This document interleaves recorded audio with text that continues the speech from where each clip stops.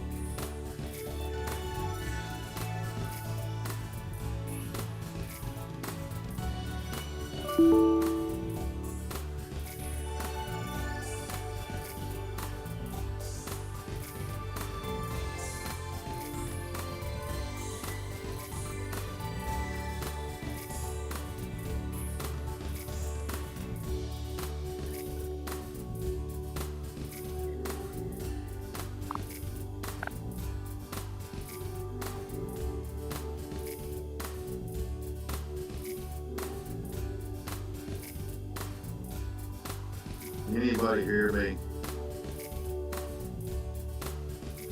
I can't. I can hear you. This is Steve Sheldon. Okay, this is Ken Upchurch. I can't. I was trying to make sure I was in the meeting. I can see a couple of you, but I can't see myself on the camera. So I guess I'm just gonna be able to listen. Yeah, me too. All I've got is audio. I reckon it's the right number.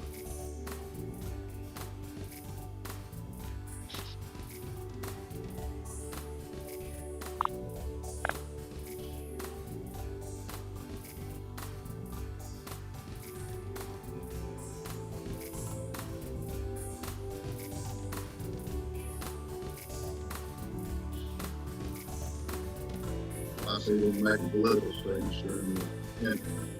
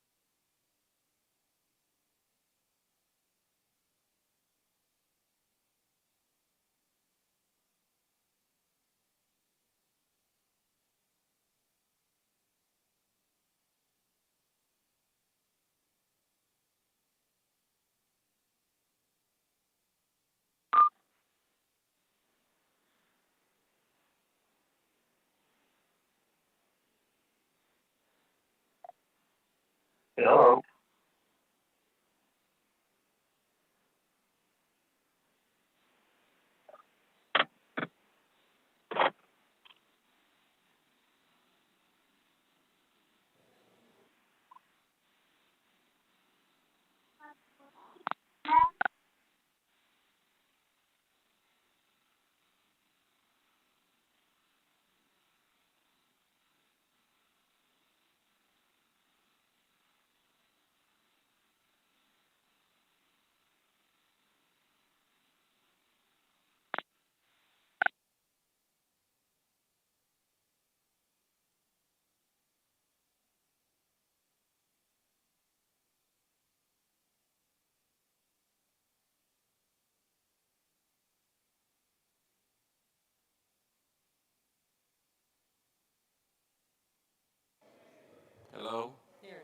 Can you all hear me?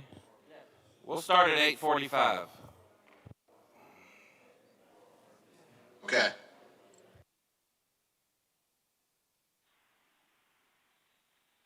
Okay, thanks, Kevin.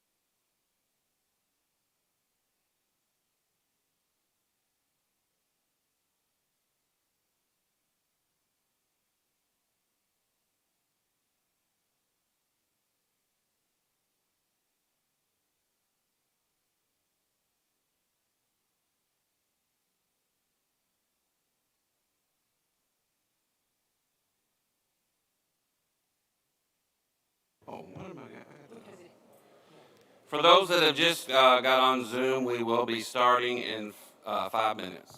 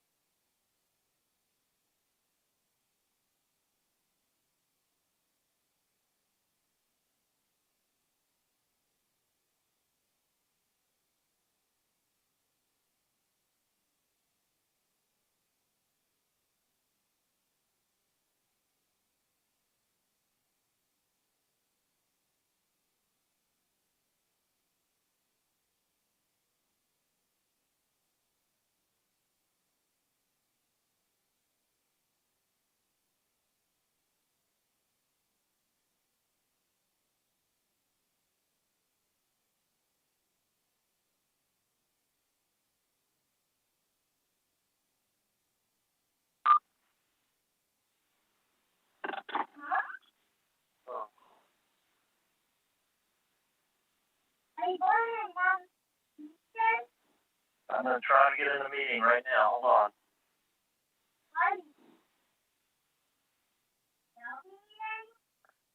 Hold on.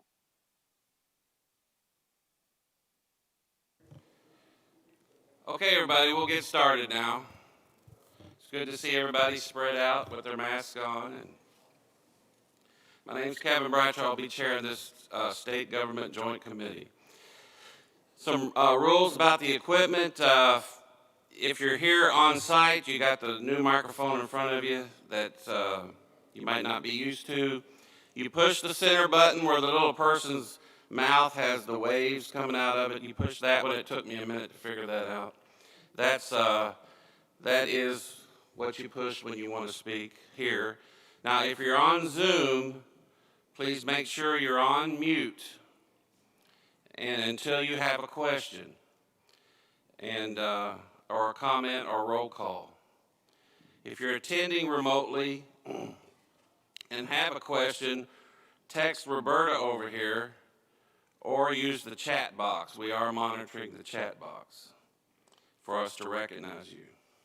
Just put your name in the chat and we will recognize you for question or comment. We're getting ready to do roll call, so be sure to answer if you are remote or here. Okay, so we will do roll call. Clerk, call the roll. The meeting is now in order. Thank you. Senator Alvarado. Present from the 28th District. Thank you. Senator Harper Angel. Present remotely from the district. Thank you. Senator Humphreys. Senator McDaniel. Present in Erlanger, Kentucky. Thank you. Senator McGarvey. Present from the 19th Senate District. I'd like to welcome everybody at the meeting to the 19th Senate District. Thank you. Senator Mills. Here in person. Senator Nemes. Present in the room. Senator Robinson. Senator Thayer. Here in the room. Senator Turner. Representative Blanton. I am here remotely from the 92nd District. Thank you. Representative Birch. Representative Cantrell. Representative Donahue. Yes, ma'am. Present. Representative Duplessis. Representative Elkins. Representative Fisher.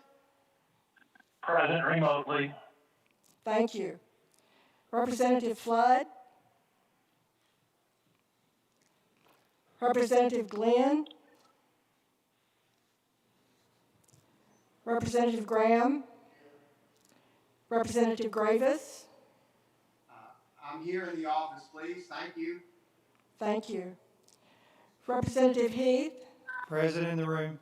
Representative Hedren. Present in the room. Representative Hoover. Representative Jenkins. Remotely from the 44th District. Thank you. Representative Cook. Here in the room. Representative Derek Lewis. Present from the 90th District. Thank you. Representative Scott Lewis. Present remotely from the 14th District. Thank you. Representative Marzian. Present here in the room. Representative Meeks. Live and in living color. Representative Mentor. Present from the 20th District. Thank you. Representative Nemes. Present in the room. Representative Petrie. Present remotely from the Capitol Annex Office. Thank you. Representative Rand. Representative Scott. Representative Sheldon. Here from the 17th District. Thank you. Representative Tipton. Present in the room. Representative Turner. Representative Upchurch. Present remotely from the 52nd District. Thank you. Representative Weber. Here present in the room. Representative Wilner. I'm here remotely, and I'd like to welcome everyone who's there in person to the 35th House District. Thank you. Representative Yates. Senator Schroeder. Present from the 24th Senate District. Thank you. Representative Miller. Present. Representative Ratcher. Here. Okay, we have a quorum, so great. And Representative Kelly Flood is here as well. Thank you. Representative Flood.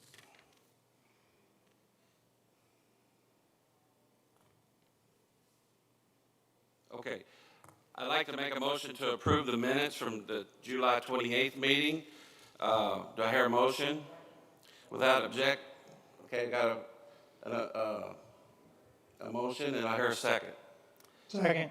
Second from Representative Heath, and without objection, the minutes are approved. Alrighty, please mute your cell phones, and we will go ahead and start if there's no questions from the group.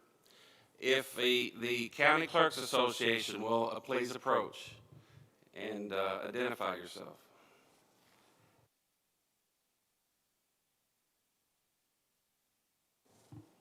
Gabrielle Summy, the Kenton County Clerk. Lynn Hesselbrock, the Spencer County Clerk. Thank you, guys, and if you have a presentation, you can go ahead and begin.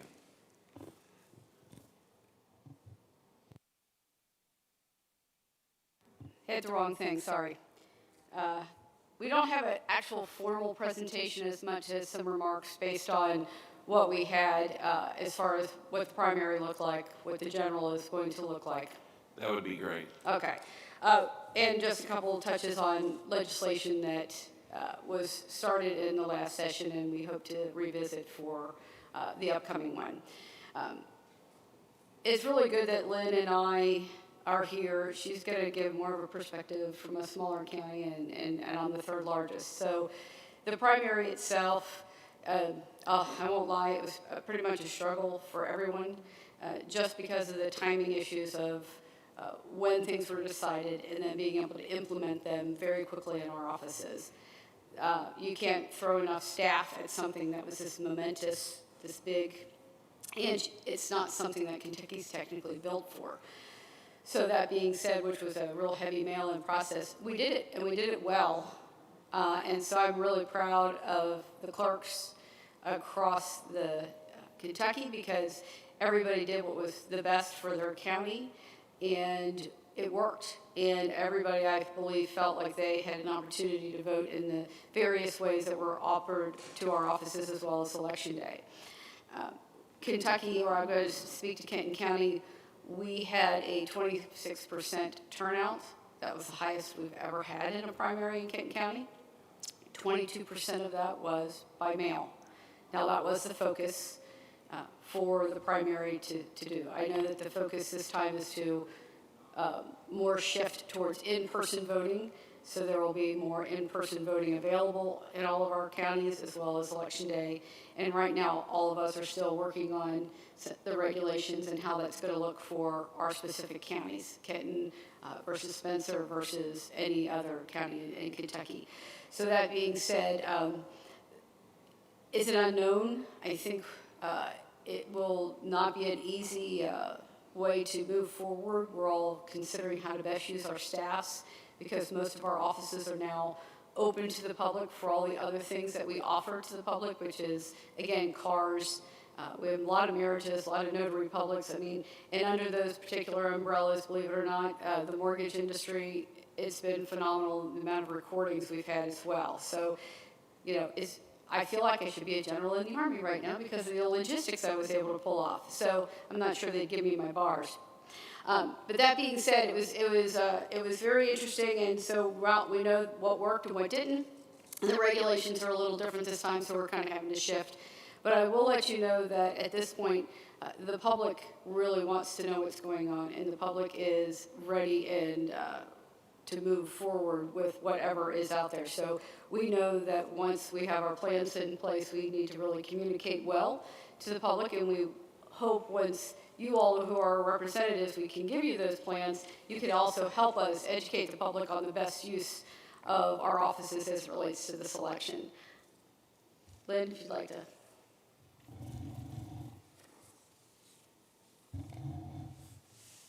On behalf of the County Clerks Association, I would like to thank you, Chairman, and this committee for allowing us to come before you and discuss our experience in the primary election and our thoughts on the upcoming general election.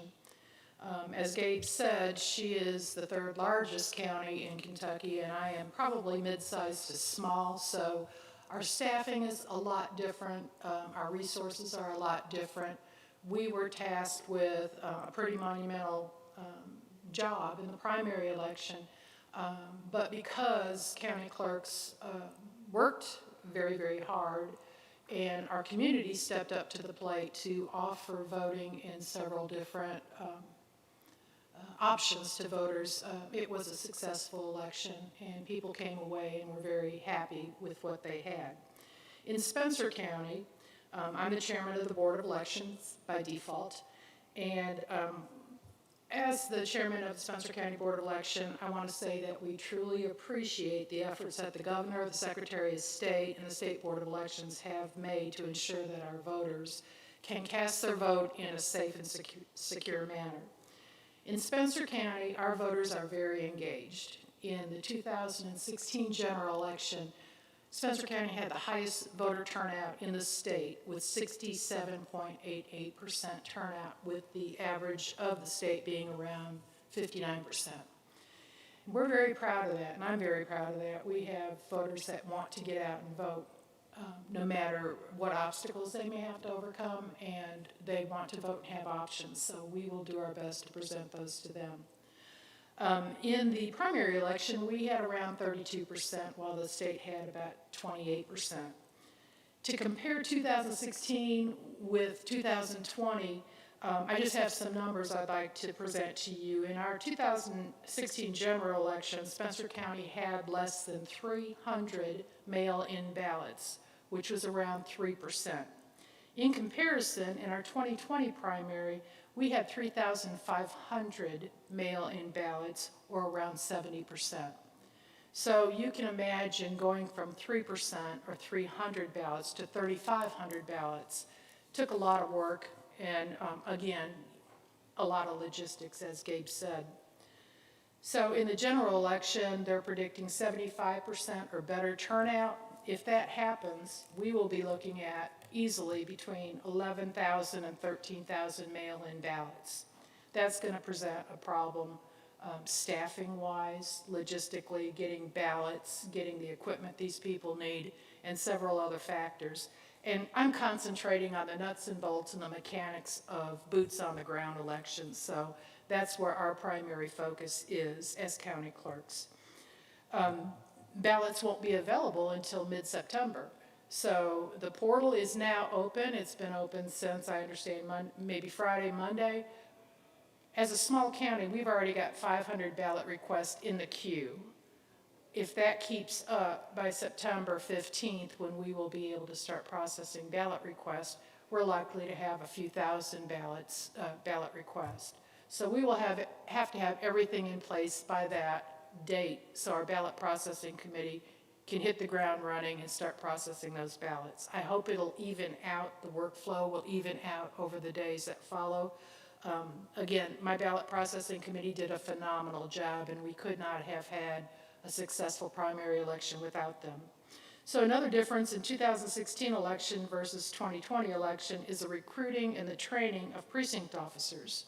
In 2016, I had the luxury of having alternate precinct workers that actually did not have to serve. In the 2020 elections, I lost about 25% of my regular precinct workers. Many of those were elderly, as they are in our state, and some of them just did not want to take the risk of working at a precinct.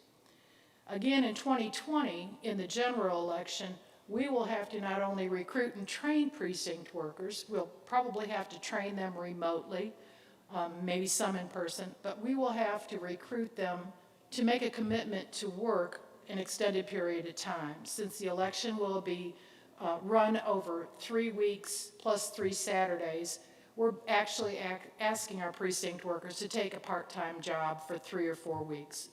That's difficult because a lot of the younger people who volunteer to work the polls on a single day are also employed. So this is a burden to try to recruit these people who can process these ballots and do it in a timely manner and commit to a long period of time. Finding locations to use as precincts was challenging in the primary election.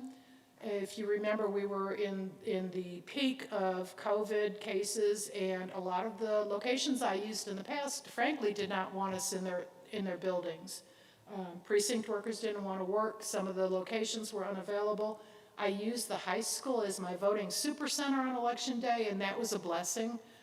It worked out fine. We were able to socially distance, and people were very comfortable voting there.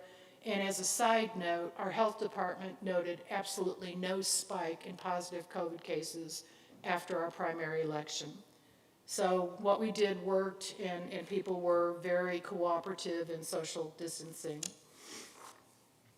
Other noticeable differences in this election are never before heard terms and concepts of web portals, ballot drop boxes, signature cures, and multiple deadlines with delays in reporting final election results. We were used to wrapping it up on election night, getting the results out, uploading them, going home, doing our reports the next day, and being done with it. We were not able to do that in this past election, and the general election will be the same way. Well, I have heard that, well, at least you've done this before, so you know what to expect. I don't think anybody can be prepared to process the number of ballots that we have processed by mail-in. I don't think anybody's been prepared to recruit the number of people we've had to recruit, and it's going to be even more for the general election because we're being encouraged strongly to have more polling locations open. It's also been a challenge, and I'll be honest with you, to wade through 25 pages of an emergency regulation that can change and did change in the primary election. So we have to be ready to spin on a dime and go in another direction if that happens. So for many county clerks, this was their very first election, and I felt sorry for them. But I also know that there were several seasoned clerks that took these people under their wings and helped them get through the primary election. I also know the executive director of the State Board of Election personally went out and sought these people and gave them good direction in the primary election. I'm very thankful for that. As county clerks, we want nothing more than to serve our public and provide them with the means to confidently cast their vote in a safe and secure manner.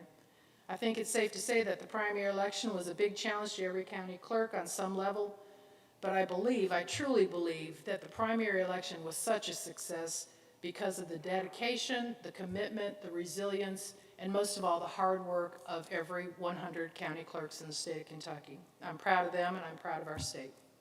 Thank you. Just a couple other comments, and then we can kind of discuss a little bit of legislation. One of the things that became evident during this election is two things. One, the understanding of our current system or how Kentucky votes.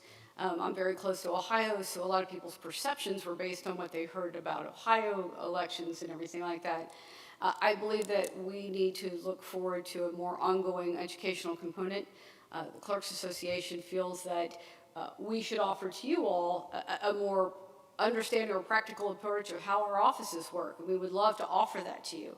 I think that you kind of seeing our day-to-day processes and how we really have a very strong protection for voters, because anytime a ballot is sent out, I mean, we see its life on the computer. It's scanned when it goes out. It's scanned when it's come in. You know, people just think we're blanketing the world with ballots, and that is not the case. So besides the statutes, there's a very practical part of our jobs that we feel like we need to educate the public about, and we would love to start with you all if you are so inclined. The other thing that we saw is that no one size fits all. So we need to look at statutes that have some flexibility in it for the size and the setup of each county, but at the same time know that when we're doing something as intricate as reviewing ballots, that we have a much more set standard. So how do you get both? You get standards and a little flexibility. And I think that that is a conversation that's going to require some time. So I'm not sure if a task force or a working group or whatever, but instead of, I know that every legislative session we have a lot of different ideas about elections and things that are out there. And I think it's time to take a breath and us to really look at all of those items and say, does this work? Yes, maybe theoretically. Does it work practically? What's going to work? Regardless of party affiliation, how is this going to work for voters? How is it going to work? Because a lot of these costs, of course, are borne by your county with the current situation. A lot of that is being picked up by the federal government and the state, which is, thank you very much. But at the same time, moving forward, we definitely would like to see that.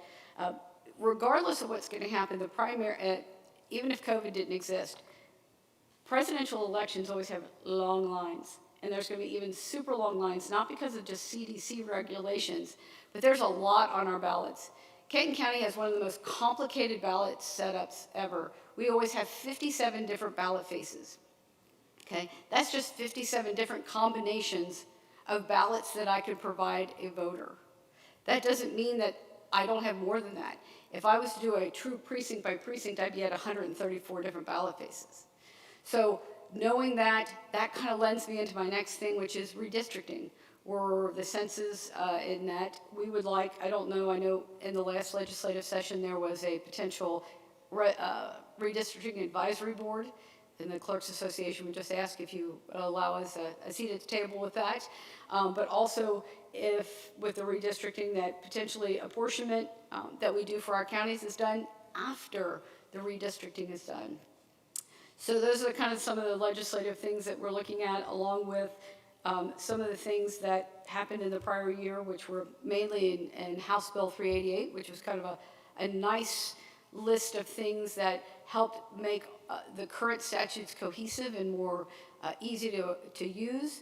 I'm not going to list all those, but for the most part, they were to allow us to use poll workers, the change when poll workers change from one party to another, that timing issue, which didn't allow us to use them, the fact that we didn't have the reading out of the absentee ballot during the day. And believe it or not, based on what happened, some of the things that happened in House Bill 388 came to fruition in the emergency regulations because it's what we had to do to be able to function.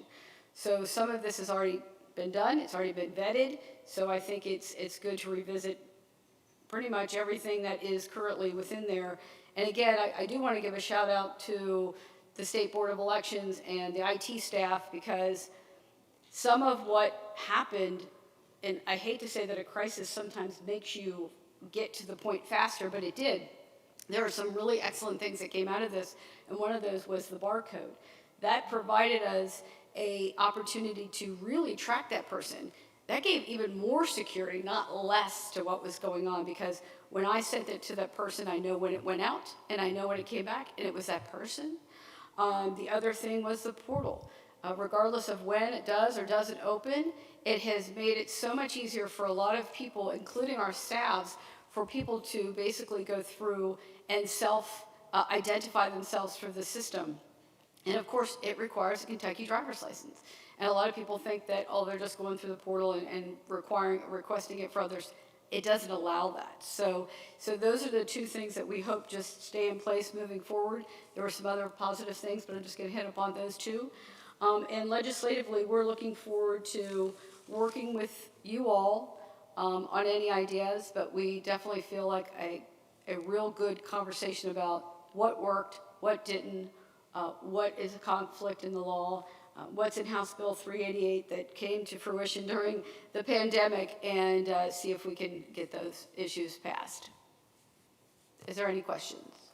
We'll go to questions in a moment. Thank you, guys. We know the monumental task you guys have to tackle each election, especially a big election like this. We have a visitor, or not a visitor, but our host is in the room, and I'd like to say hello to the Ag Commissioner, our old buddy, Ag Commissioner Quarles. You want to say anything, Mr. Quarles? Thank you, Chairman. On behalf of the Kentucky State Fair Board, we want to welcome you to the 116th Kentucky State Fair. Unlike a lot of other states around the country, we didn't cancel the entire state fair. But what you're going to see today, if you want to, is youth livestock showing. And so for a lot of our kids who spent an entire year preparing, learning that personal responsibility, learn the lessons on the farm or off the farm, whose county fairs were canceled, this may be the only chance they had this entire year to show their livestock. You know, we have 600 acres here. We're able to spread out safely, and the amount of gratitude is overwhelming right now. Kentucky farm families say thank you. I also want to say thank you to the legislature.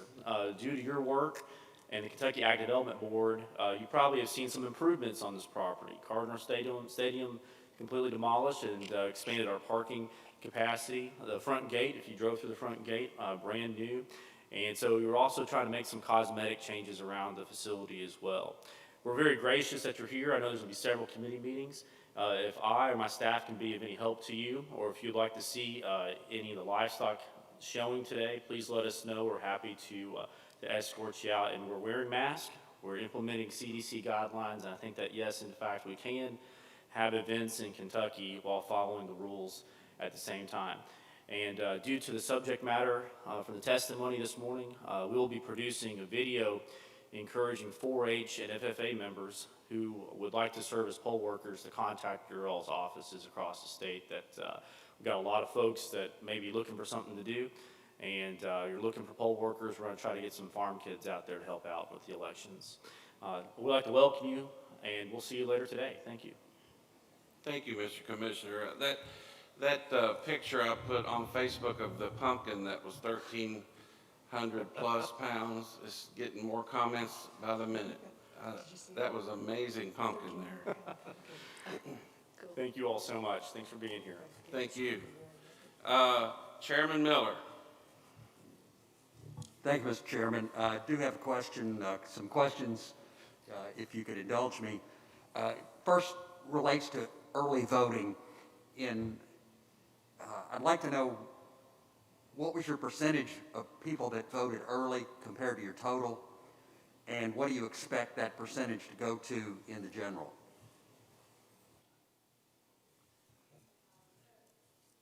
Sorry, my original, the original recommendations were that people had to make an appointment to come into the office, and it was just on the first regular time that we would normally be open, which is two weeks prior to the election. The statute actually allows counties to be open earlier than those 2 weeks, but in Kenton County, we've only been open to 2. So I had, out of that, I would say I had maybe about 10, maybe 5%, just because I was trying to follow and do, you know, a lot of appointments, but it really didn't work well practically.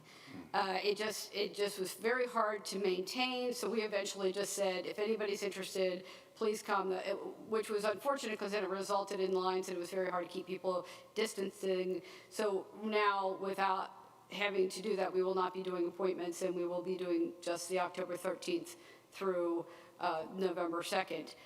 The other portion of that was that a lot of people wanted that option more, regardless of party affiliation, than the mail-in. And the fact that we can offer that this time does make things a lot simpler, and I believe people feel more comfortable being able to do that. Again, this is going to be a super long ballot. I believe there's 2 constitutional amendments on it. One of them's 500 words. So you're going to have long lines, just presidential, but you're also going to have people hanging around in your facility longer. So I have a feeling having that time is going to allow people to take time to come in and move forward. Spencer County had about 6% early voting, and I will echo what Gabe said. We were advised to take appointments. People didn't want to make appointments. They didn't keep their appointments. And the second week, I was actually out in the street encouraging people to vote here, vote here. And they liked it. They liked it a lot. They didn't have lines at my location.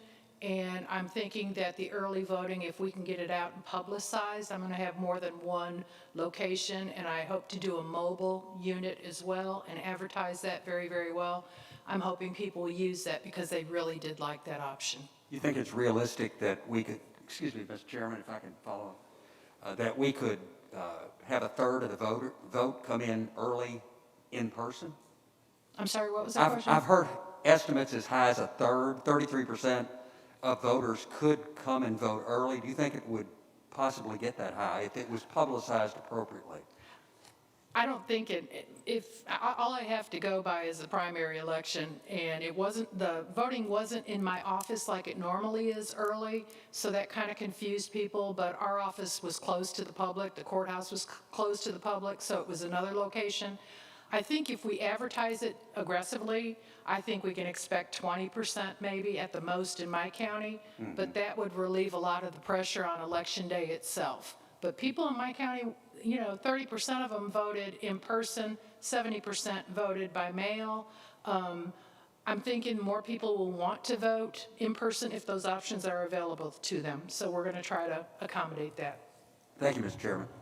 I think also we're all basing our numbers on the fact that we're looking at a potentially 80% turnout regardless of what county you're looking at. Representative Graham.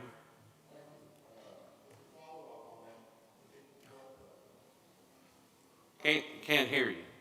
Can you hear me now? Yes.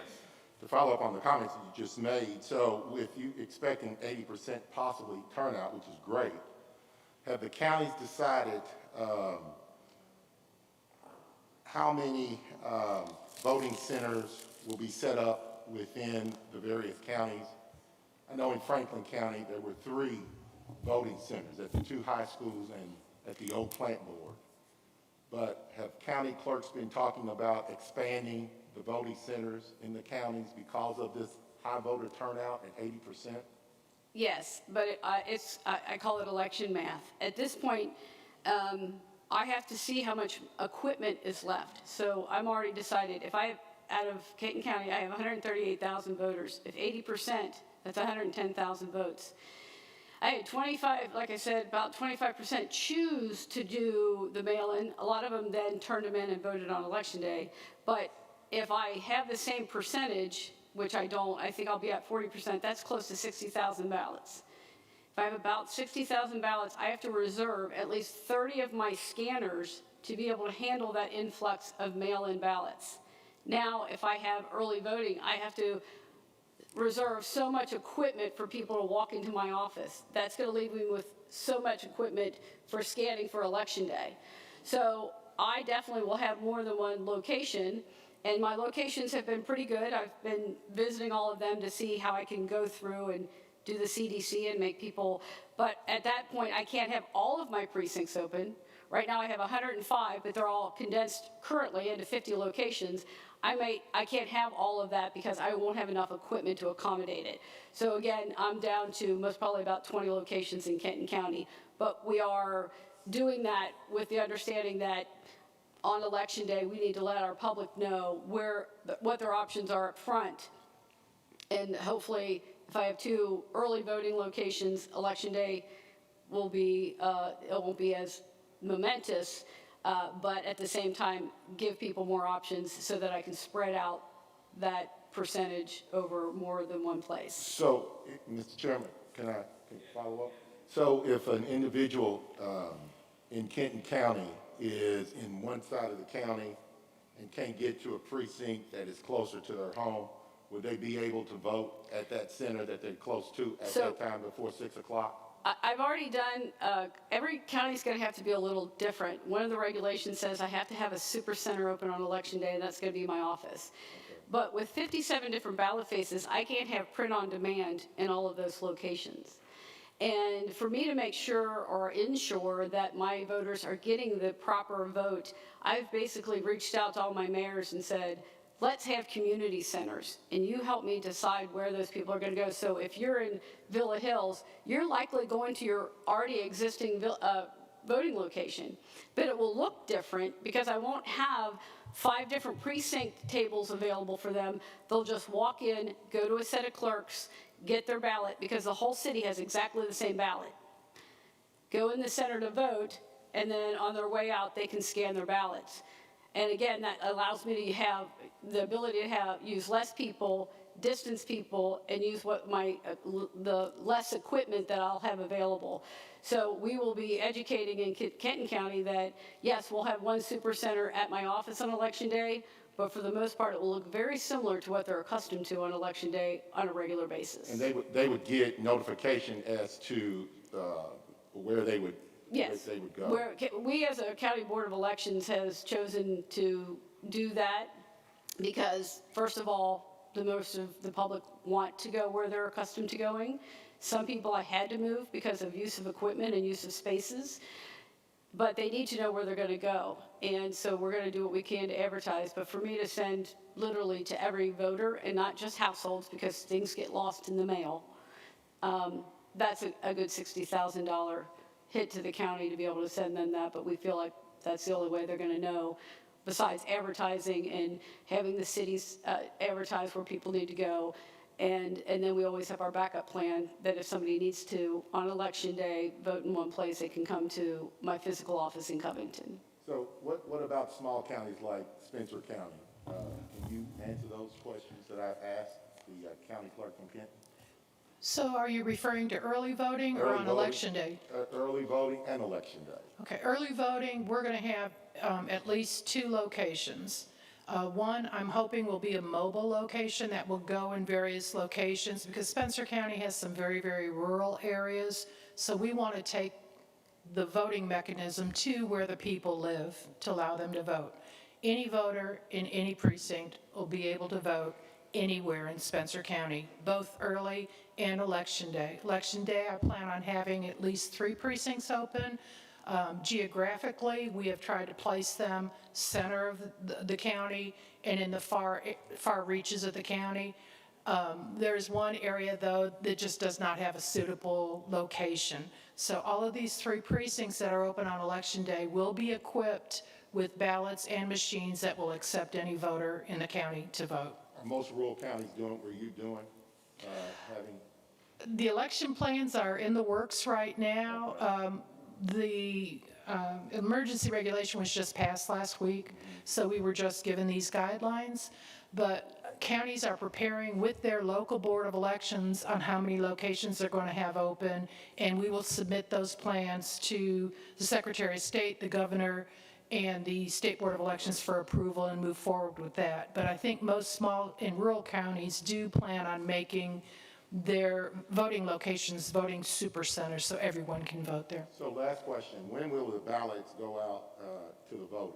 We will not receive the ballots from the printer, and I'm just talking Spencer County. I don't know what other counties do as far as their ballot vendors, but it's my understanding the certification won't be done until September 8th, and the ballots will be coming out September 14th or 15th. So once we get our processing committees up and running, I would say voters can expect to get their ballots late September. So if they're requesting them now, they need to be patient and let us get those ballots physically in our offices and get them processed. Thank you, Mr. Chairman, and thank you all. Lynn, you said anybody, anywhere, anybody in Spencer County can vote at any location that you might have open on election day or early voting. Is that what you said? That's correct. By what authority do you get that pleasure? By the emergency regulation that was just passed. So every county gets that? Yes. We have to have at least, on election day, the regulation says, we have to have at least 1 voting super center where anyone who resides in the county can cast their vote. Now, why were people telling me for years that there's not enough equipment to do that? It's not safe and it's not Well, or in it's not Spencer secure. County, our equipment can be programmed for absentee, and that equipment will handle any ballot face that we have in the county. Now, I don't know about the larger counties, so I'm only speaking for Spencer County. So when you were hearing that, that's actually part of House Bill 388, which is our ability to use our equipment in a better fashion where, like, I'm going to use Villa Hills. Well, I don't remember 388 doing that. Under section 4, 5, and 6, it gave us the ability to say that we still would have our precinct levels. So I'm going to just use my example. So the reason why that super centers throughout Kenton County would not work for me is I don't have the ability to have print on demand in all of those locations. I couldn't do that. Therefore, I would have an equipment problem. I'm renting an additional print on demand system from HARP so that I can have more than 1 location for early voting, but that is a cost that otherwise the whole system to buy it is about $10,000. So it is an equipment issue for a large county. So I have to have people go to where I can designate what actual ballot they have that's printed there. It won't be print on demand. So that being said, what you're hearing is correct, but every county is a little different. Some counties don't have as many complicated ballot splits or breaks, so they may be able to have super centers in the future.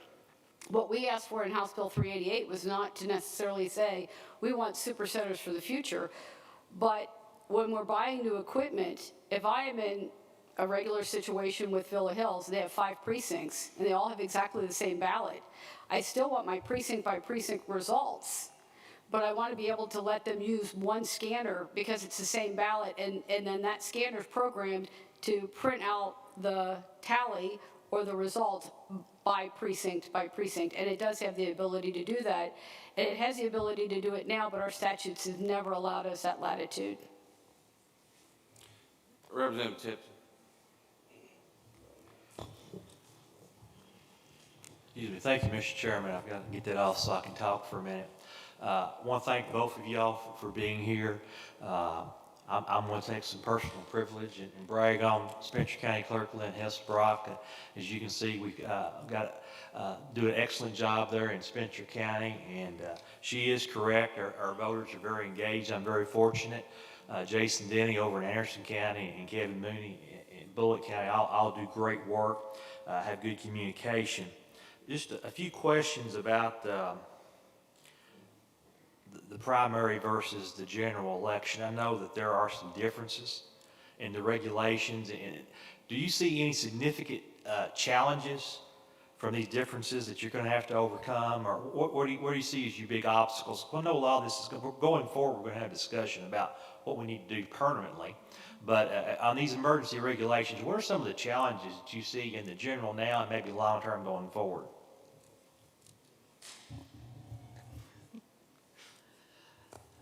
Primary versus general is just going to be volume, I think, in my opinion.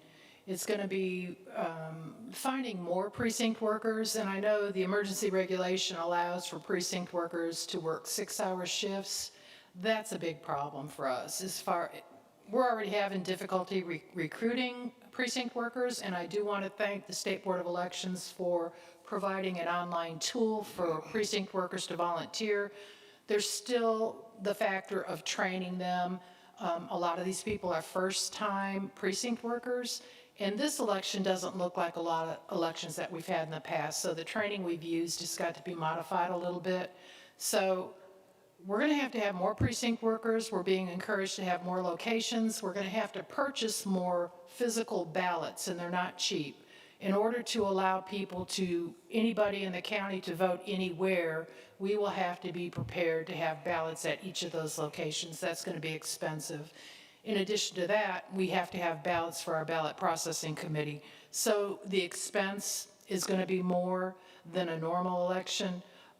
Time-wise, it's more time-consuming logistically to plan these voting super centers, get them in this election is specifically to CDC guidelines and have the markings on the floor and have the PPE available for both the precinct workers and the voters, to have the plexiglass and do everything that you have to ensure the safety of both the voter and the precinct workers. So there's the expense. Mail-in ballots are much more expensive than running a in-person election. The cost of postage, personnel, ballots, it's a fact of life. It's more expensive. I don't have the specific dollar amount available, but I just know, like to Gabe's statement about having the barcode, that was a tremendous savings to Spencer County, because normally, traditionally, when you send out a mail-in ballot, you pay postage going out, postage coming back, plus like $1.50 for a certificate of mailing. So that's verification and proof that you mailed that ballot out. With the barcodes, that has taken that $1.50 a ballot out of it, but you still have the postage to consider, and the people, the time to process them. So I think time and money are two of the biggest challenges. Thank you. For Kenton County, it will definitely be the volume, but you're also putting on basically 3 elections, and one flows right into the next. So you have a heavy mail-in. A lot of people liked it. A lot of people are going to utilize it. And even though the portal might end on October the 9th, that means I'm still, from the time that I put something in the mail, it's still going to have to be processed. Then I have that 3 weeks of people walking in, which has to be done, plus the Saturdays. So, I'm working on some wage and hour issues. And then that's the second part of that second, basically, almost election, and then you have election day. And election day also requires a lot of logistics because, again, with any county, you have people who say they got registered and vote and didn't. So you still also not only are we talking about the on the ground opening of an election, you have to have almost a bank of people answering phones. I currently have 11 people on the phones because the phones are ringing off the hook.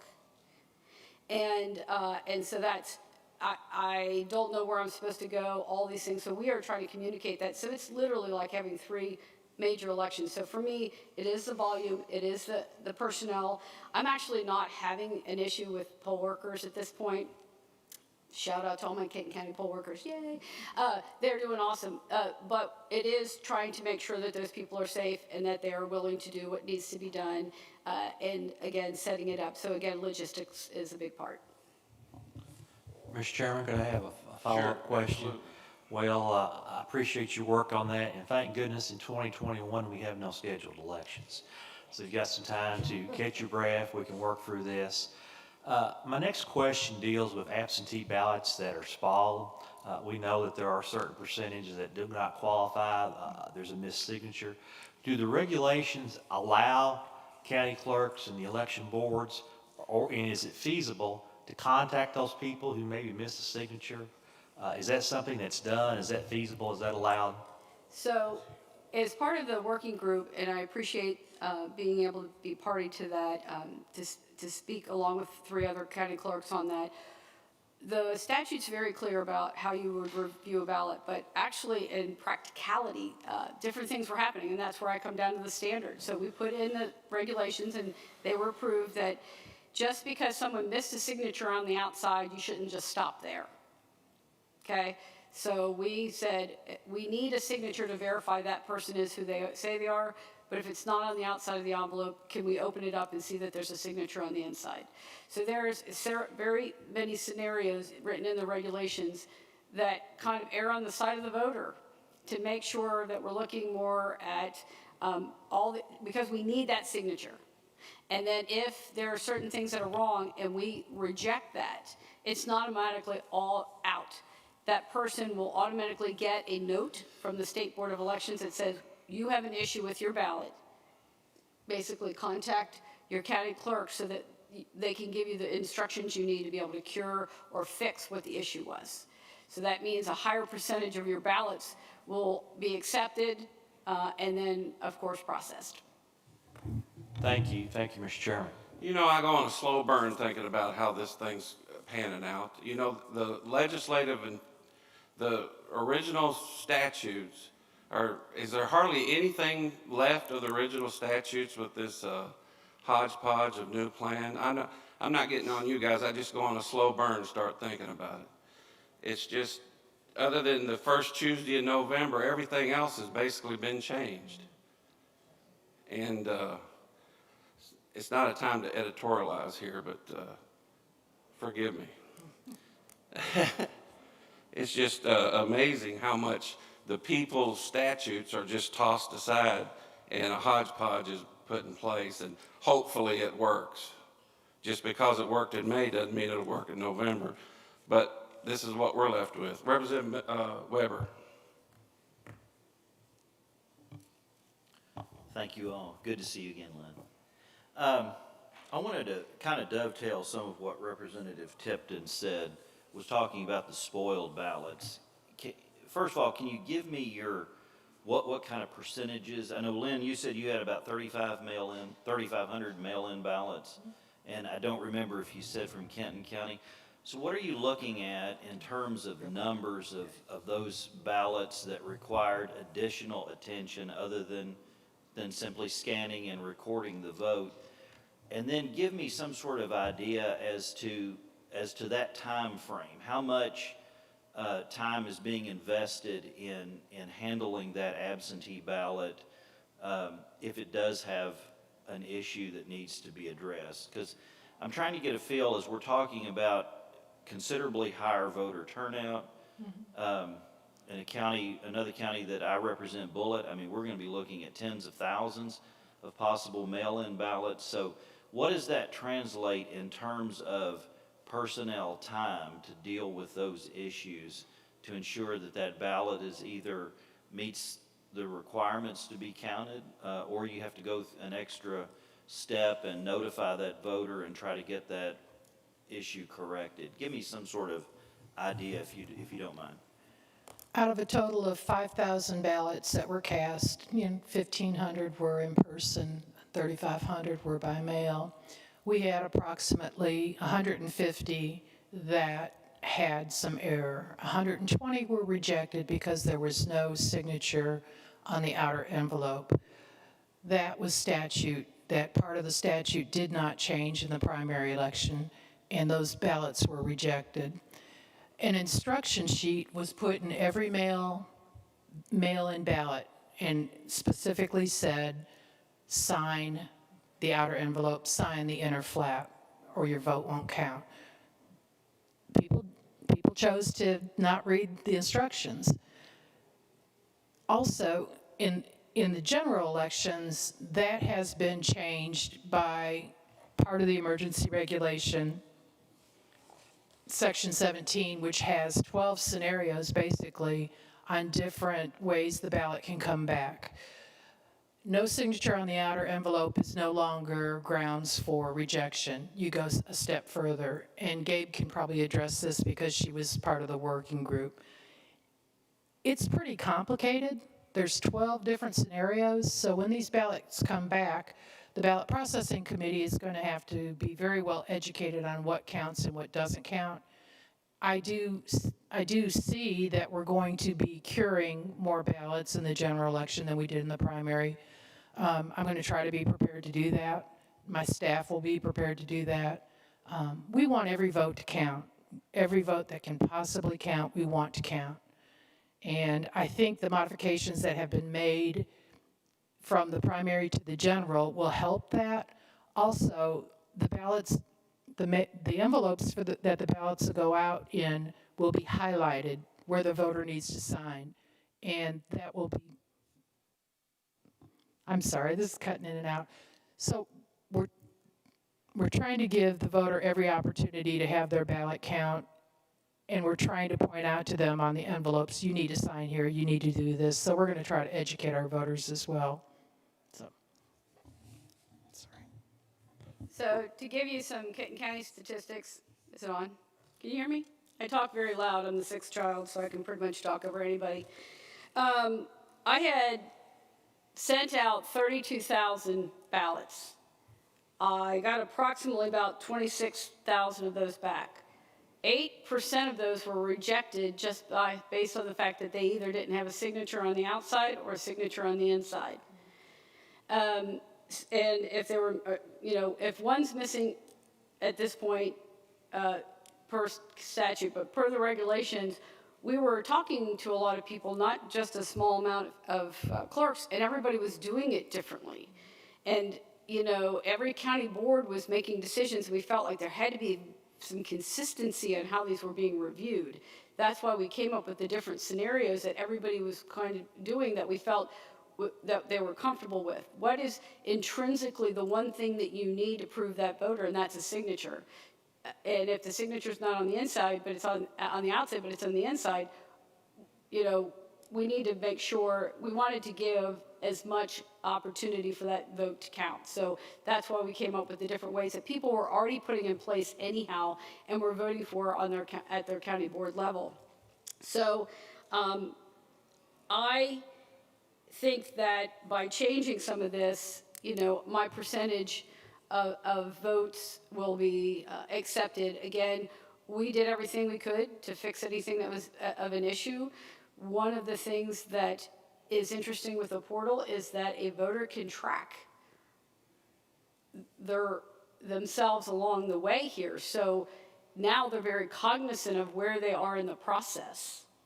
And I got more, our phone lines were so busy because they're like, I don't see it came back yet. I'm like, give it a second, because we had to, as I said, very clearly scan it so they know exactly when it went in the mail. And when it came back, had to scan it so that we knew we accepted it. make sure that our values worked. So I sent out 5,000 ballots, and today I accepted 1,000 back. I would give that to the review team and say, here's 1,000 ballots, and then they would have to mark literally why any of them were rejected. So at the end of the day, if I gave them 1,000 and 10 of them were rejected, I needed to make sure that the remaining of those actually went into a scanner, and I had to preserve the ones that were rejected. So if there had to be cured in any way, I could contact those people, and a lot of them we did. And if they didn't respond, then that was it. But every day we have, and I still have them in my basement, we keep everything from an election for 22 months. So if there's any ever question, we can always go back to that day and see what was done and what was given to the voter, and if they did or didn't respond, and it was adjusted. Senator Thayer. Thank you, Mr. Chairman. I am going to editorialize a little bit. I know that's shocking to you. First of all, I want to thank the County Clerks Association for being on the front lines in this very difficult situation. You know, we rely on clerks to implement these mandates and edicts that came from two people that affect millions across the Commonwealth, and we rely on you to handle the logistics, to prevent voter fraud and cheating, and I think you did a great job in the primary under very difficult circumstances. And I want to brag a little bit on Gabe because she's from Kenton County, and I represent a third of the people in Kenton County, and most of them are rural. Senator McDaniel represents the northern 1/3 geography and 2/3 of the people in Kenton County, and I represent the southern 2/3 of the geography and 1/3 of the people. And so she has urban, suburban, and rural, and I appreciate her good work in making sure everybody has access to the polls.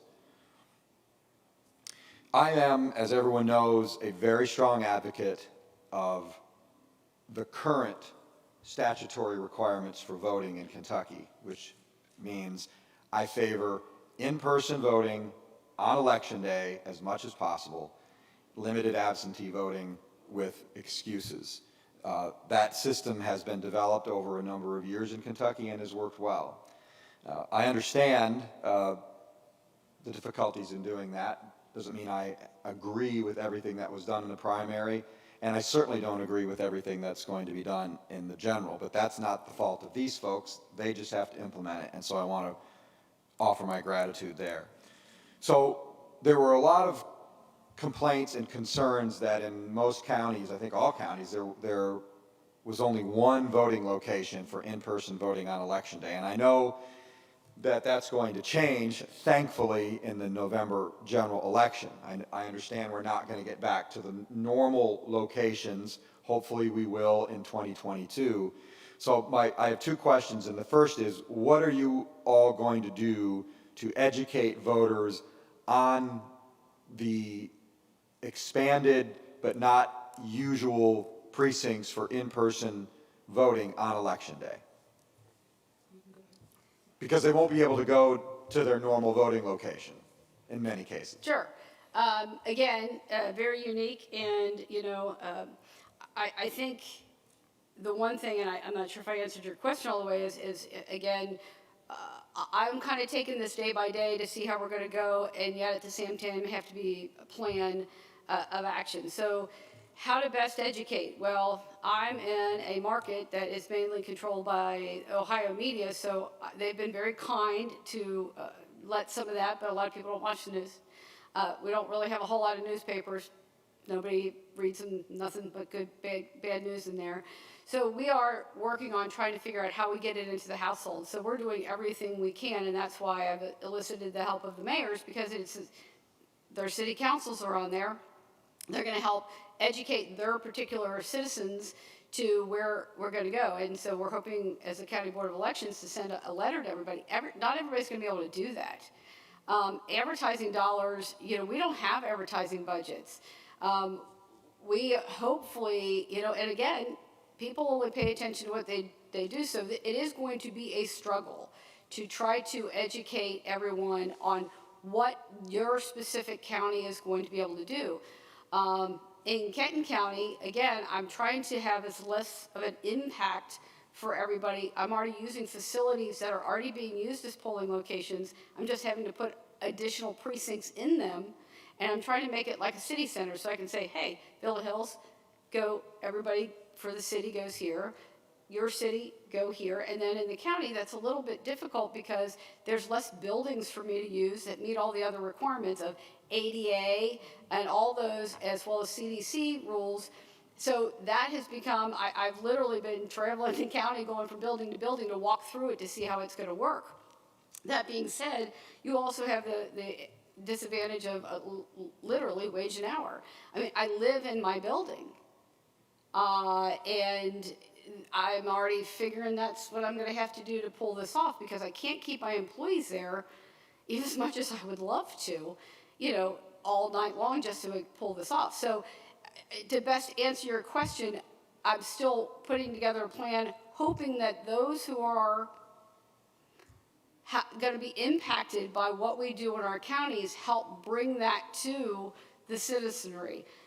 Using my fiscal courts to send that word, my mayors, my newspapers, whatever is available to me to get that out to people. And hopefully the ones that are most impacted, I can get a letter in the mail to them that they can see that goes to them. But again, it really is also the voters who sometimes reach out, and sometimes, you know, it's really difficult. We've done everything we can, and if you have other suggestions, I'm open to them.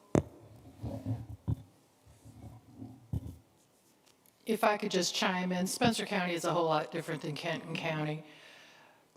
Advertising communication was a big problem in the primary. I'm going to be honest with you. A lot of people said we didn't know we had early voting. We didn't know where it was going to be. They came to my office. The courthouse was locked. We didn't open up till July 6th. A lot of confusion on the part of the voter, and I hated that. I got to tell you, I hated it.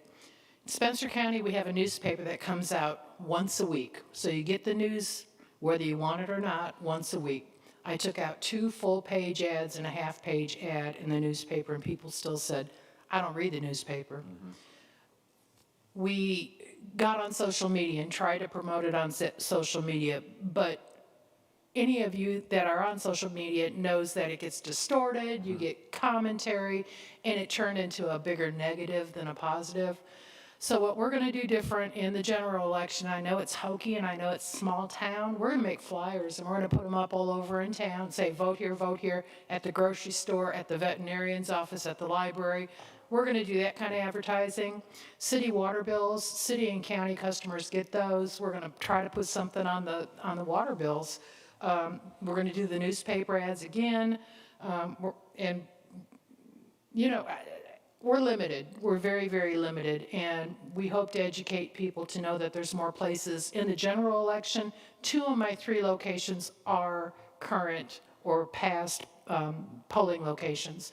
So we're going to use what's familiar and try to educate people the best we can to get them out to vote. But it is difficult. I don't think what you're doing is hokey. I think anything you can do to what works in your community. My biggest concern with this voting system is the disenfranchisement of rural voters having to drive longer than usual to get to their polling locations. And that is a barrier. That is absolutely a barrier. That's why I don't favor super centers. And I want to remind the members of this committee, most of the voting practices that took place in the primary and will take place in the general were decided by 2 people. And when we passed that emergency bill at the last minute, we abdicated as a General Assembly our ability to influence how the election takes place. And I strongly believe when we return in January that we need to undo that and make sure that any major changes like this have to be approved by the elected people of the General Assembly. We of course were reacting to an unknown situation with the pandemic. But I think we went too far, and I can only hope and pray that this general election goes well and we don't have major disenfranchisement of voters or voter fraud because of the prevalence of all these absentee ballots. One final question, very simple. Were you consulted by Secretary Adams regarding the plan for the general election? as part of the working group, we had 4 clerks on there. The State Board of Elections was available. You had someone from the governor's office, and the Secretary of State was there, as well as 2 members from the State Board of Elections, Ben Chandler and, I always pronounce this, I'm sorry? And Deanna Brankers. So there was a fair bit of bipartisan people talking about what works and what didn't. And I know that this doesn't always conform to Kentucky law, but for the practical purposes, we did get a chance to ask for certain things to be changed or done, and then we will follow the emergency regulations. Good to know. It sounds like you had more input than the General Assembly. Thank you, and keep up the good work. Thank you, Mr. Chairman. We're down to 10 minutes with our guests here before we have another very important guest. So let's try to be as brief as possible. Representative Cook. Thank you. Good morning. This question actually stems from part of our VMAP. That's a Veteran Military Affairs Committee that we had yesterday, and it was mentioned in there, but it wasn't the subject matter, so it didn't ask too many detailed questions. But the National Guard was actually used in 40 counties for the primary, and I'm just curious if you all use those in either one of your counties, and what exactly their role will look like, and will that be in more counties this fall? Spencer County did make use of National Guard. They were wonderful. They did crowd control on election day and made sure everybody was following the CDC guidelines. Their roles were not as precinct workers. We were instructed, and they were not trained to be precinct workers. They helped with sanitation of voting equipment and ink pens. They did traffic control. I had two gentlemen at my early voting center, and they became kind of part of the family. They were wonderful. They were a great resource to us, and I hope we can use them again in the general election. Kenton County did use them. They were great. Again, did exactly the same thing in Spencer. We would not likely, and they were great. They were a treat to have. They really did a good job, but I will not be using them in the general just because I have too many locations, and that would just not work for Kenton. Hey, briefly, all members, we have these complimentary meal tickets for you. Grab one as you leave today. It's for this fair. It's valid only for today. Okay, follow up with, you got a brief follow-up, Chairman Miller. Really like to understand one thing, and that's, I've got a scenario I'd like to present to you. Okay, on Tuesday, Sally gets her absentee ballot that she requested a couple of weeks ago, and she mails it. Then she sees a news story on CNN or whatever that talking about how bad the post office is. And then on Friday, she decides, wow, I think I'll go vote in person. But you haven't got that absentee ballot yet. So how do you catch that Sally has tried to vote in person and then an absentee ballot comes in after that date? I had a lot of that. Basically, what had happened is a lot of people went, and it's one of the reasons why we're okay with the portal closing early. The portal closed very close to the time frame of the election. So I had a lot of people who I put it in the mail and they didn't receive it. As long as we had not accepted it back, we were able to go into the computer system and hit cancel, and they were able to vote on election day, okay? If I've put a ballot in the mail to somebody, right now under Kentucky law, if they don't receive it, I'm allowed to put a second one in there. But again, just like the first one, I track the exact day that I put it into the mail. But if something comes back to me, I'm only going to be able to accept one of those. We're not, in this particular election, really inclined, because the portal closed early, to let people switch. So our goal is that by giving them enough time to get their ballot, to have it be signed and done and put back in the mail, that we will have that. If somebody calls me and says, you know what, I'd really just rather vote on election day, my staff is going to say, no, you received a ballot in the mail, you need to cast that. If they have not physically received their ballot, because things do go missing in USPS, that if they haven't received it by October the 28th, and I don't have it back in my office, we can still cancel that ballot and let them vote on election day. And that's currently already in statute right now. So that's nothing, we've done this before in the past, no problem. The other key thing that I think really worked well in the primary, and we're happy to see again, is the drop boxes. People who felt uncomfortable with USPS, and again, just to give you an example, human nature is to wait to the end. On the last day of the portal, I had 6,000 people go in and request a ballot for Kenton County. That was really hard to get out into the mail in a timely fashion. It's those people who likely didn't get their ballots that we canceled and they have voted on election day.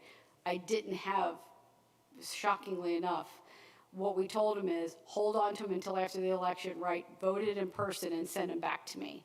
And most people followed those instructions. The majority of people or voters, they just want to come in, they want to vote, and they want to leave. There are always going to be those people who are going to try something, but for the most part, we're going to try to keep them in the lane in which they choose to begin with. And we do have some more guidance on this because the portal will open and close earlier, and we have a drop dead deadline of October the 28th that if they haven't received it, we will let them vote on election day. But my staff will likely be telling everybody, if you received it in the mail, you must vote it that way. And so every one of your in-person locations, even early voting, will know if an absentee ballot has been mailed to that person. So we use e-poll books. And when I receive a ballot back and I scan it, it automatically gives you voter credit. Whether that ballot actually gets accepted and ends up being scanned into a scanner. So that automatically marks you as having that it's been received. But the e-poll books go so far as to even say, if you requested an absentee, it will say requested absentee because there's something live out there. And it won't let them go any further. It won't let them sign the e-poll book or anything. If there's any confusion, that's why we have people there to call our offices and we can say, we have not received it or whatever the circumstances are at that point in time. The county boards, we're not making these decisions on our own or unilaterally.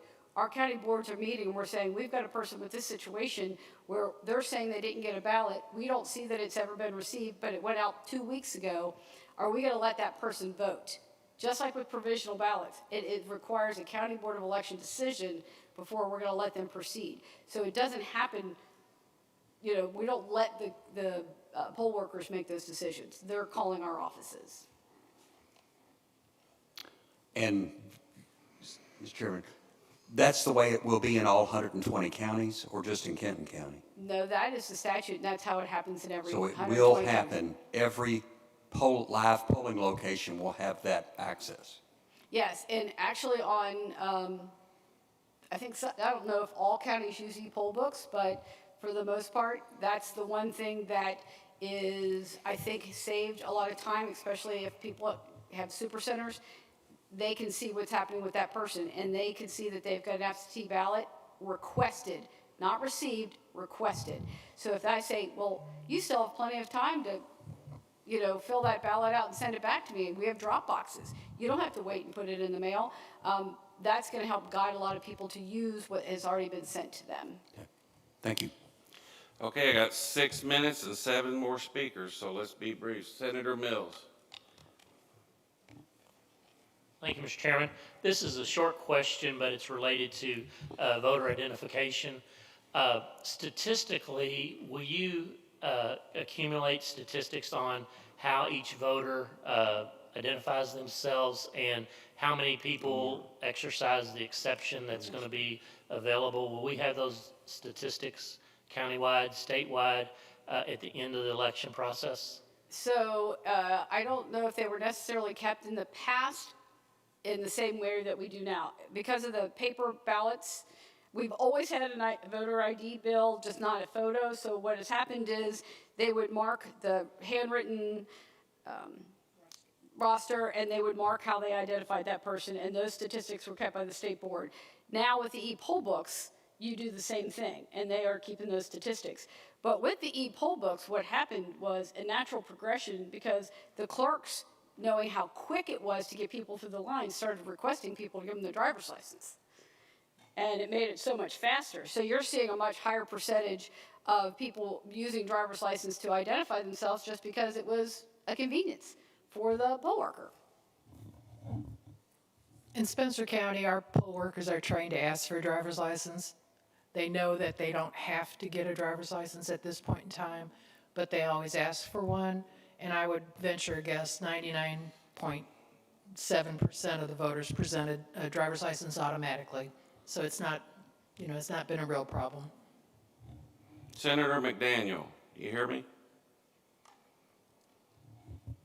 Going once. Thank you, Mr. Chairman. Can you hear me, Mr. Yes, Chairman? sir. Go ahead. All right, very well. Guys, thank you both for being here. Do appreciate all of your good work. I just wanted to shift briefly, talk about voter rolls. Could you walk us through the process for the cleaning up of voter rolls? Thank you, Senator McDaniel. We actually can receive people's requests to be taken off the voter rolls, but that is actually handled by the State Board of Elections. So Jared Deering, the executive director, is here. I'd like him to speak to that issue. Well, we'll have him in just a moment. Okay. Senator McDaniel, We can wait, Director. Mr. Chairman. I apologize for getting ahead of myself. Okay, you'll be the first one when we take questions with Director Deering. Okay, Representative Shelton. Yes, sir, Mr. Chairman. Thank you very much, and thank you for the clerks being there today. Just got to try to run through these real quick. You had mentioned that there was an 8. I'm not there. I can't see the video, but it was 8% were rejected that were mail-in ballots. Is that correct? That was for Kenton County alone. Yeah, that's fine. It's just a good example. So, I mean, it just goes to I guess, common sense. But what is your? Just give me some idea moving forward. Certainly, the mail-in ballots versus a in-person ballot, you're going to get more votes that aren't counted. Excuse me. You're going to get more votes that aren't counted. The more mail-ins you get, right?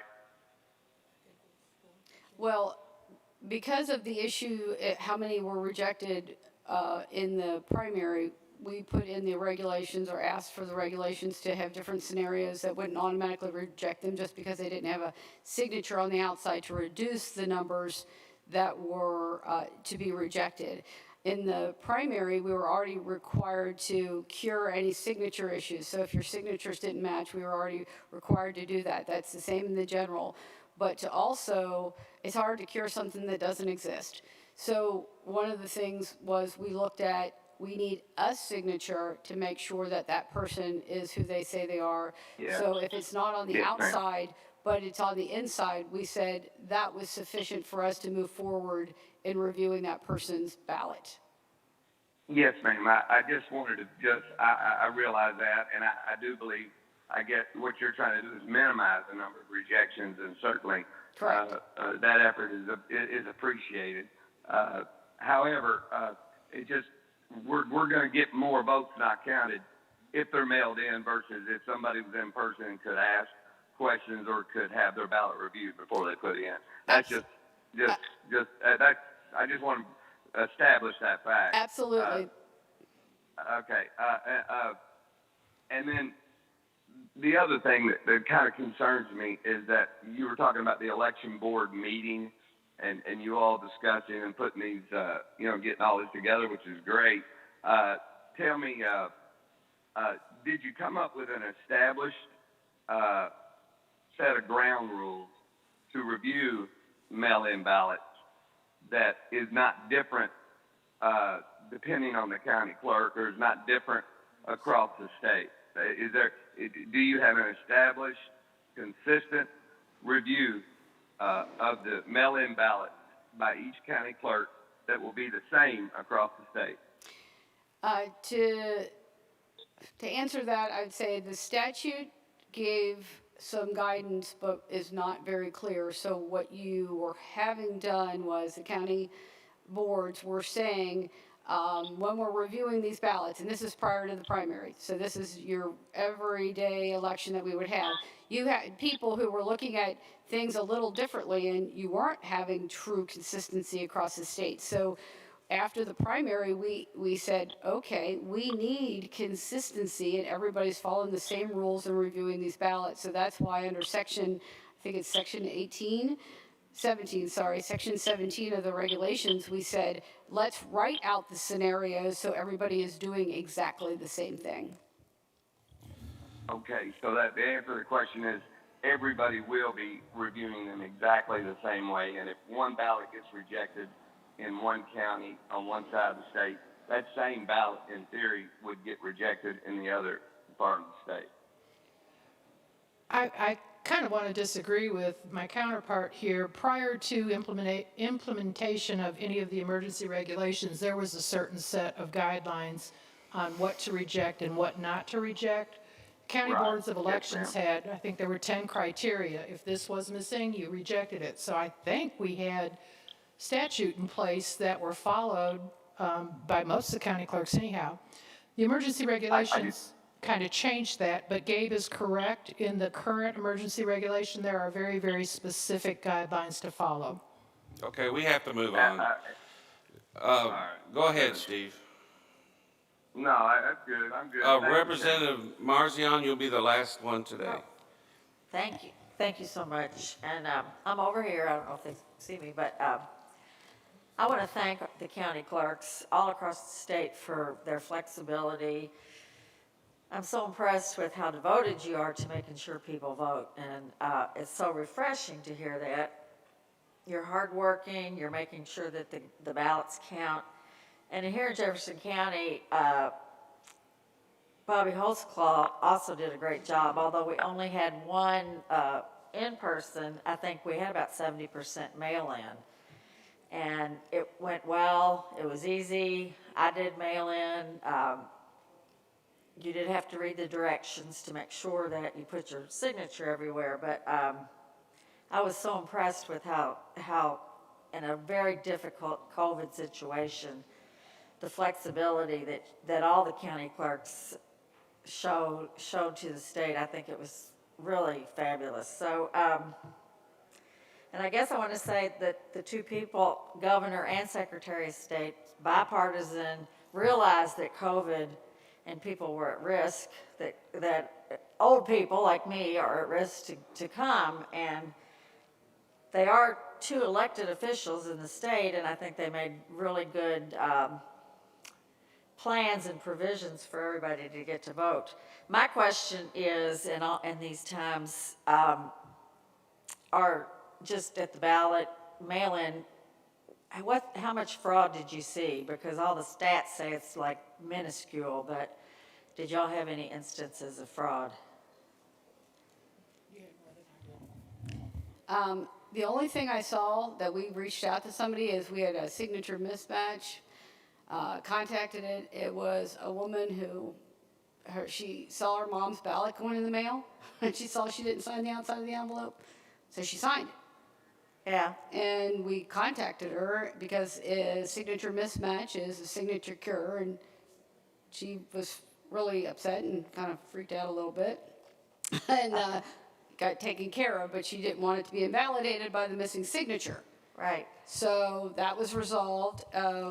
We really didn't see that. That's one scenario. I had another scenario where somebody sent in their ballot and again had called and said, I want to work, I want to vote in person, and she forgot to write on the outside of the ballot, I cancel this.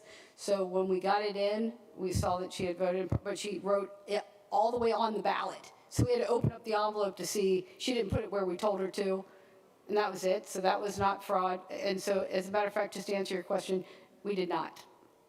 Excellent. I think that's a misinformation that is spread, that there's going to be rampant fraud, but you're saying that it probably is just a mistake, not fraud by people. So thank you so much for all you do and your flexibility. I really appreciate it. Thank you guys for coming today. We'll immediately go straight to our next guest, Executive Director of State Board of Elections, Jared Deering. We thought we'd have till 11. We don't have till 11, but we got a little leniency from the chairman of the next committee here, so we do have about a half hour. So if you would, I hate to say be brief, but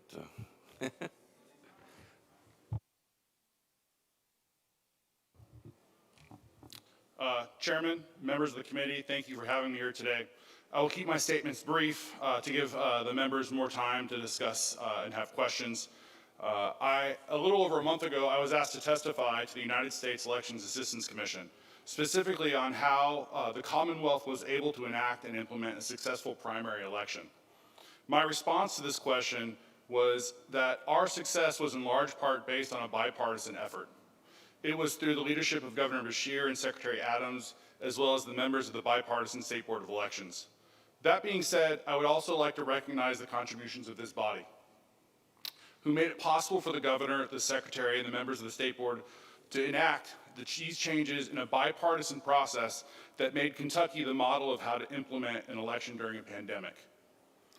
Ensuring bipartisan oversight of our election systems guaranteed that Kentuckians of all political persuasions had ownership in its implementation and its ultimate success. Every day, Republicans, Democrats, and independents come to work at the State Board of Elections to serve and protect the Commonwealth's election systems. The employees of the State Board of Elections exemplify what it is to be public servants. I cannot adequately express how much I appreciate the work of my staff. As Coach Cal likes to say, I really like my team, but we have a long season ahead of us and a lot of work to do. Let me conclude by saying that while I am personally grateful for the work of the General Assembly, the Governor, the Secretary, and the members of the State Board, Kentuckians across the Commonwealth should be grateful for the tireless work of our 120 county clerks and their deputies.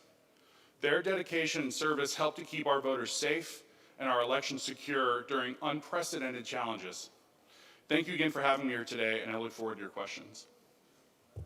well, thank you, Director. I know that you have a great reputation with this State Board of Elections. I hear nothing but great things. Thank you, sir. Do we have any questions? Representative Gravis, you out there?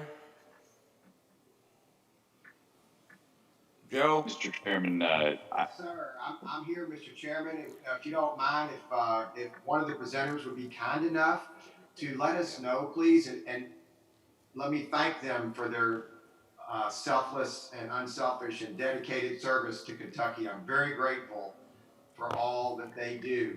The question is, if they could explain the tracking process of monitoring your mailed ballot.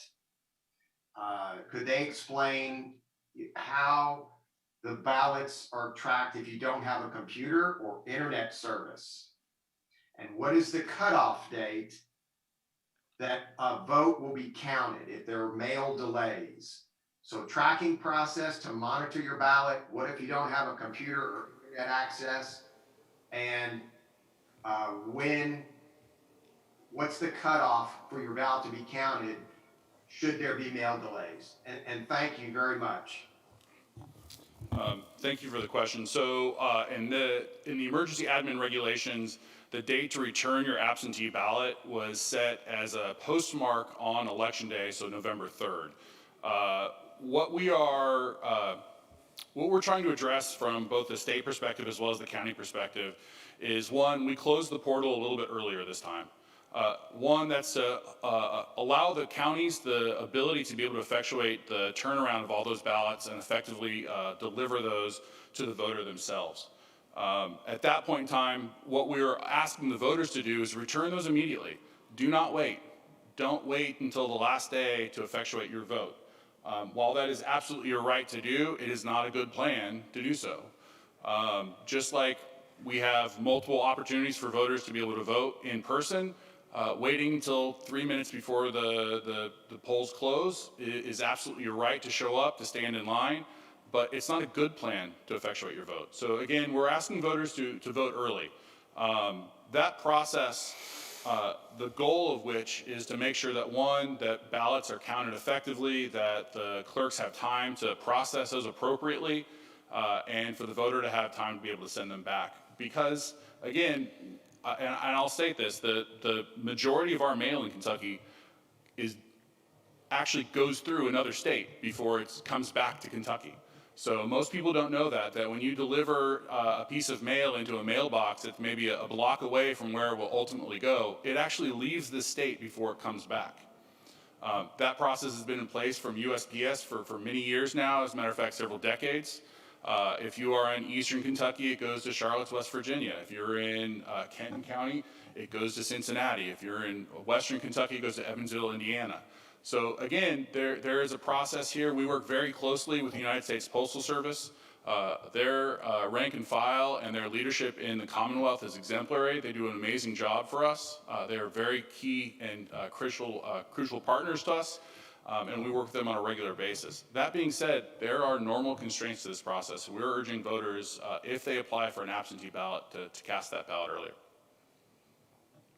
You know, personally, that's the one that stung the most, is why have absentee ballots always had to be received on election day, but now this one you extend it 3 days. It's just, I don't understand that. So the part of the reason for that, if I might, Chairman, sure. Is that, one, voters in the primary election were told that was the methodology for them to return that ballot. That being said, sorry. Say that again, I missed it. Voters in the primary were told that was the methodology of which to return their ballot. So the chances of educating voters that the process was A, and then moving into the general election, you had 750,000 that voted by mail. If we were to alter it or change it again, it would only create more confusion. Well, I do understand that. Senator McDaniel. Thank you, Mr. Chairman. Appreciate it. And Jerry, thank you for everything that you guys do in some difficult times. I was asking earlier and would like, if you could walk me through the process of cleaning up these voter rolls. I know we still continue to work on that.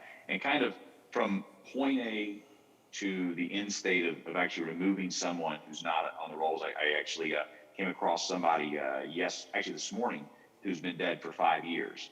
And was just kind of curious. Could you walk us through that process, please? Certainly. Thank you, sir. Appreciate it. So there's several ways in which we clean our rolls in the Commonwealth of Kentucky, all over by statute, both federal and state.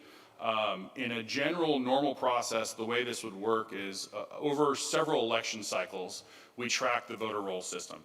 So every 4 years, or what is by NVRA 2 federal election cycles, we will go back into the system and determine whether or not any voters within that system did not vote for the 2 previous federal election cycles or touch the system in any way. So they may not have voted, but perhaps they updated themselves in the voter registration system. We wouldn't then move that person forward. So it's not solely on whether or not you do or don't vote. It's about whether or not you have contact with the system. So over 4 years, we track that. We then send by federal statute, we send what we call an 8D2 mailer out to those individuals who we identify as having not touched the system in 4 years. Once that mailer is sent out, voters would traditionally become inactive. We're currently, because of a lawsuit that was filed against us, we're no longer allowed to call voters inactive. It doesn't change their status necessarily, and I think it's important to understand that an inactive voter is still an eligible voter. Just because someone is inactive in the system does not mean that we take their voting rights away from them. Ultimately, what we ask for that system to do is when we identify someone or flag someone in the system with that 8D2 mailer, we give them 4 more years or 2 more federal election cycles to touch the system again. Now, hopefully, they're going to vote. And if they vote, because they've been identified or flagged, we then ask the poll worker to ask that voter to update their information in the system so that we can guarantee that we get their correct address and they can vote effectively. Because a big part of that process is enfranchisement. if someone shows up to a location that they no longer live in, they're no longer voting for the representatives that represent them. So part of that process is, one, making sure they come back into the system effectively and appropriately. We're getting them the correct ballot face. But if a person doesn't vote in 2 more federal election cycles, so a total of 8 years, that person is then removed from the voter registration system. Now, on a weekly basis, we remove people from the death files. We receive notice when someone dies. Now, if someone dies out of the state, that becomes harder for us to track, which is why we do have, not a lot, but some dead people that are on the rolls. But again, at some point in time, those people are going to effectively roll out of the system because of the NVRA process in maintaining our rolls.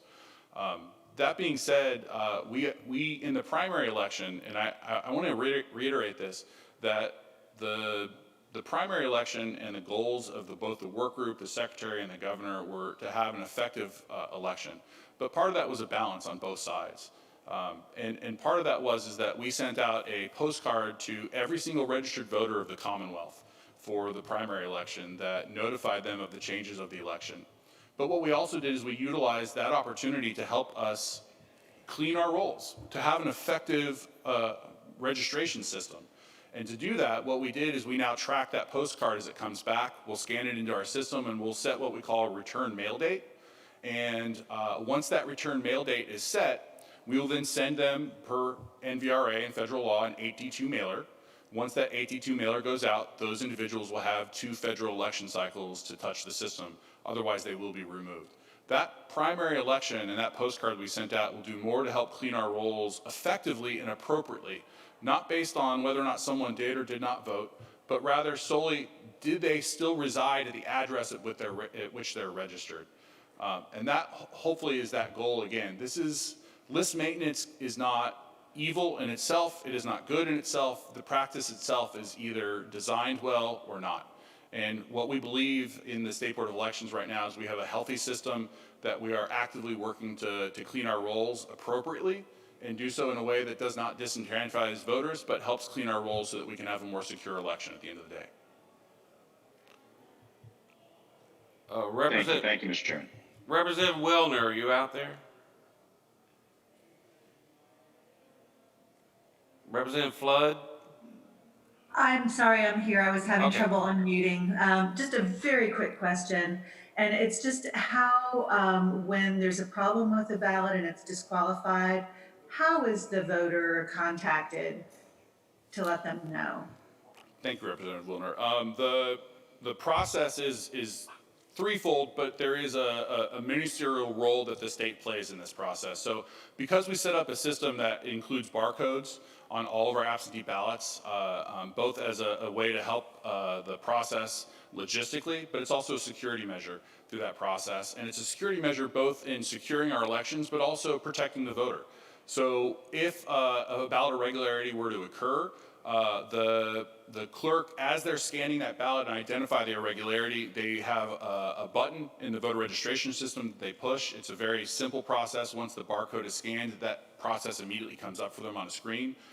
Once they push that button, it then notifies the State Board of Elections. That same day, we then mail out what we call a cure form. That cure form notifies the voter of the issue. So I want to be clear, though, because when I say that the cure form is a security mechanism, it truly is. If we were to detect voter fraud in our system, this is where we'll find it.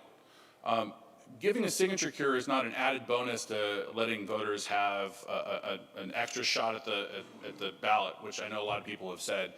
Voters who vote in person spoil ballots all the time.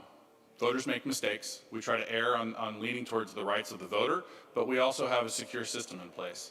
And so part of that is if there is voter fraud, if there is someone that is taking a ballot that does not belong to them and they sign it, well, we're going to catch that. Every single one of our ballots is signed, and every one of our ballots is validated through that signature, both the driver's license signature as well as their voter registration signature. So when that ballot cure goes out, we want to know why that person's signature didn't match. One, because we want to make sure that vote counts.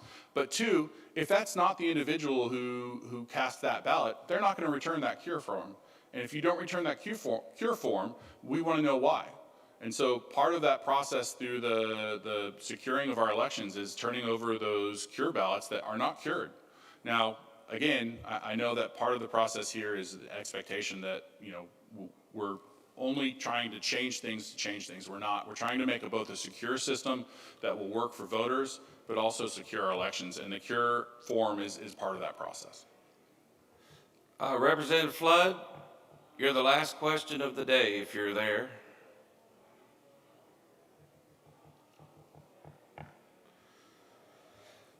Okay, anybody on the floor? One last question? One last question? One last question? Chairman, if I might. Yes, please conclude. I know there's a time constraint that is on this committee right now. I'm sorry about that. No, by no means. What I was going to suggest is I will be more than happy to make myself available in the hallway. If there's any representative that has any question at all, I'm more than happy to speak you at length until you don't have any more questions. I know this is an important topic for all of you. You all care deeply about this process. You're all invested in this process personally. Both for yourself as well as your constituents. So I want to make sure we get you as much information as we possibly can. Well, thank you. I think we could talk all day, and all of y'all have been excellent. And thank you for your informative information, if that's the right word. Anybody that didn't make roll call, now's your last chance to make roll call. I got Senator Turner, are you here? Humphreys? Representative Attica Scott? Duplessis? I'm here. He's here. And anyone else? So we adjourn now. Elkins? Representative Elkins? Anybody that hasn't made roll call? Okay. All right. Thank you, guys. Thank you for your time. Thank you. Thank you. What? Don't forget. Yeah, your meal vouchers. We went over that. Thank you all. Adjourned.